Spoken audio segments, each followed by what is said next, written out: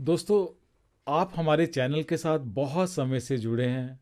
हमारे रेगुलरली वास्तु और एस्ट्रोलॉजीज़ के वीडियोस को, शॉर्ट्स को, टिप्स को अक्सर सुनते हैं। उसके लिए मैं आपका बहुत बहुत धन्यवाद करता हूँ।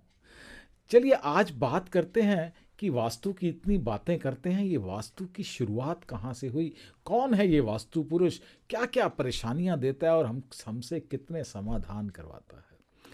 आज आपको वास्तु पुरुष के बारे में मैं बताता हूँ, उसी की चर्चा करेंगे आज इस वीडियो के अंदर।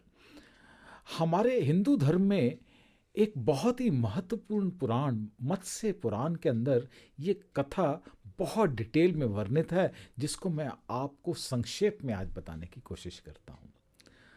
उस कथा में लिखा है कि एक बार देवताओं और असुरों के युद्ध में भगवान शिव देवताओं का साथ दे रहे थे और उसी युद्ध के दौरान एक असुर जिसका नाम अंधक था, उसके साथ उनका युद्ध चल रहा था। अंधक असुर बहुत ताकतवर था, बहुत ही शक्तिशाली था। वो इतना शक्तिशाली था कि भगवान शिव की भी उसके साथ लड़ते लड़ते, उसके साथ युद्ध करते करते, उसके भगवान शिव की पसीने की एक बूंद छलक कर पृथ्वी के ऊपर गिर गई। उस पसीने की एक बूंद से एक विशाल काय प्राणी प्रकट हुआ। उसी का नाम वास्तु पुरुष कहा जाता है। जैसे ही वो विशाल काय प्राणी यानी कि वास्तु पुरुष यहाँ से उत्पन्न हुआ, तो वास्तु पुरुष ने भगवान शिव से कहा, हे भगवान शिव, मैं आपकी पसीने की बूंद से उत्पन्न हुआ हूँ, तो इसका मतलब ये है कि मैं रिश्ते में आपका पुत्र हुआ और आपके पुत्र को बहुत तेज भूख लगी है। इतनी भूख लगी है, हे प्रभु, मैं अभी के अभी तीनों लोगों को खाना चाहता हूं ताकि मेरी भूख मिट जाए। भगवान शिव भोलेनाथ, सबके ऊपर कृपा करने वाले, सबकी हाँ में हाँ मिलाने वाले, उनकी तो थोड़ी सी भक्ति कोई करे, एकदम हाँ कह देते हैं।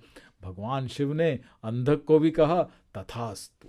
परंतु ये देखकर कुछ ही देर में देवताओं के अंदर एक खलबली मच गई। इधर हालत ये थी कि अंधक तीनों लोगों की खाने की शुरुआत कर रहा था। उसी दौरान सारे देवता भागे भागे ब्रह्मा जी के पास पहुंचे और ब्रह्मा जी को बोला कि आप ही इस विपत्ति का कोई समाधान अभी करके बताएं। ब्रह्मा जी ने बाकी सभी देवताओं को अपने साथ लिया और उनको कहा कि आप इस विशालकाय प्राणी को आप धरती के ऊपर औंधे मुंह गिरा दें। ऐसा ही उन देवताओं ने किया। ये कुल 44 देवता थे। उसके अलावा उनके साथ एक ब्रह्मा जी खुद थे जो 45वें थे। उसके अलावा उन्होंने आठों की आठों दिशाएं, यानी कि 8 की 8 दिशाएं, नॉर्थ, ईस्ट, साउथ और वेस्ट, और उसके अलावा नॉर्थ ईस्ट, साउथ वेस्ट और नॉर्थ वेस्ट के अंदर ये 8 दिशाओं में 8 गार्डियन यानी कि 8 दिक्पाल वहां पे खड़े कर दिए। 8 दिक्पाल 45 देवताओं ने वास्तु पुरुष को जमीन के ऊपर यानी कि धरती के ऊपर औंधे मुंह गिरा दिया।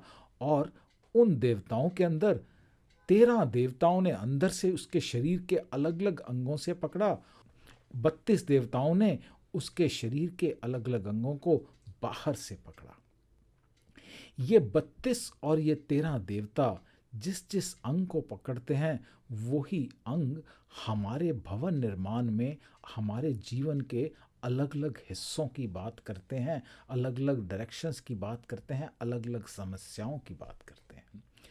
इसी दौरान जब 45 देवताओं ने उस वास्तु पुरुष को औंधे मुंह पकड़ा हुआ था, तो वास्तु पुरुष ने कहा, हे ब्रह्मा जी, हे प्रभु, आपने मुझे इस तरह तो पकड़ लिया, परंतु आप मेरी समस्या का भी इलाज करें। मैं इस तरह पकड़ा रहूंगा तो मैं तो भूख से मिट जाऊंगा। और उन्होंने उसको पकड़ा भी इस तरह था जैसे ब्रह्मा जी ने कहा।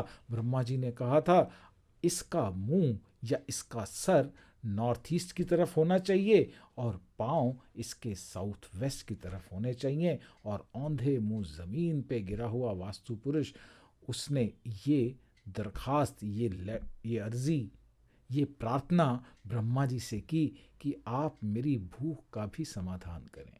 तो ब्रह्मा जी ने उसको वरदान देते हुए कहा, आज से पृथ्वी के ऊपर कोई भी किसी भी भवन की संरचना करेगा, यानी कि निर्माण करेगा, अगर वो आपका अनुष्ठान नहीं करेगा, आपके नियमों के हिसाब से अगर वो काम नहीं करेगा, तो आप उसको खा सकते हैं, अपनी भूख मिटा सकते हैं।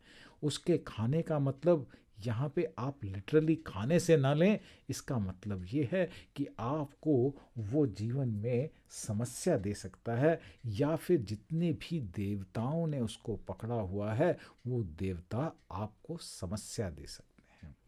और उसी के समाधान करने के लिए हम वास्तु नियमों का पालन करते हैं। दोस्तों, हमारे शरीर के बहुत जैसे अंग होते हैं जो बहुत संवेदनशील होते हैं।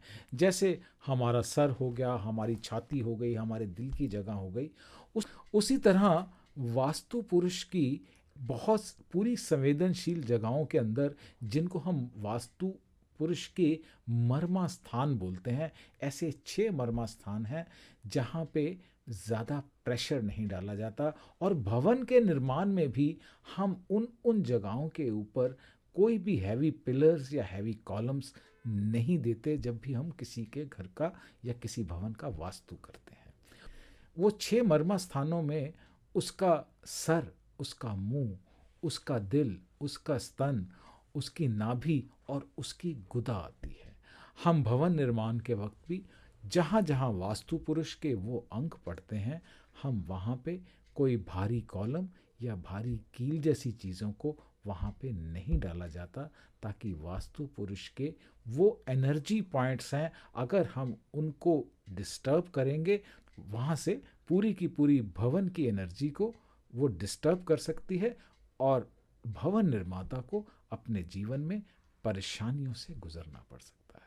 और आज भी हम किसी भी भवन निर्माण में, चाहे वो फैक्ट्री हो या ऑफिस हो या घर हो, कुछ भी आप निर्माण करते हैं, वास्तु का ध्यान रखें। ज़्यादा माया नहीं खर्च होती, थोड़ी सी ध्यान रखने की बात है। घर तो बना ही रहे हैं, अगर नियमों का पालन करके कर लेंगे, कोई फर्क नहीं पड़ता। करके देखिए। हरे कृष्णा।